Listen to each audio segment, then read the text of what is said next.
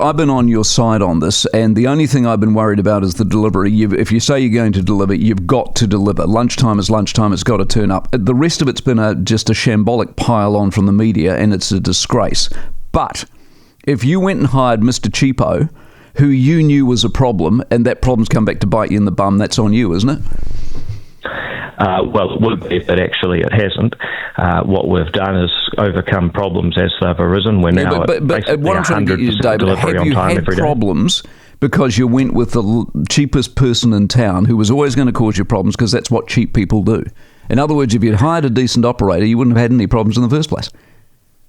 Well, that's a good characterisation and a good story, but I don't think it's true. Well, it's a question. I'm just asking you the question. Is that the case? Well, it's a characterisation, and I reject it. I don't think that is the case. So you don't think you went with the cheapest bid? With troubled people you knew to be troubled?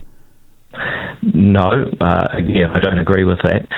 When you do a procurement, obviously there are a lot of different factors that you use to choose the contractor. In this case, I think we did it right, and where we've had issues, we've solved them. Right. That's actually the only way. You talk about how you run your life. That's the only way to do it. Because the way I run my life, David, is I hire people who do the job, who don't present me with the problems, and I pay for that. That's how I run my life. And that's exactly what we're doing. Wherever there's been a problem, well, apart from all the problems you've had, and the company that's now in liquidation. And again, the company that's in liquidation is not interrupting the delivery of meals.